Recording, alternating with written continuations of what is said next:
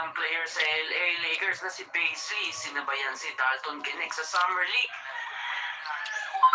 52 points kontra sa Spurs, 25 points si Knecht with 8 rebounds at leading scorer naman ito sa Paisley, 27 points with 13 rebounds. Habang pinash ulit itong anak na LeBron James with 2 points only, 1 out of 5 sa field in 15 minutes. Anong masasabi mo sa mga nanghuhusga kay Bronny James?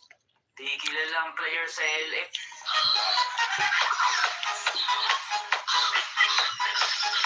Ayan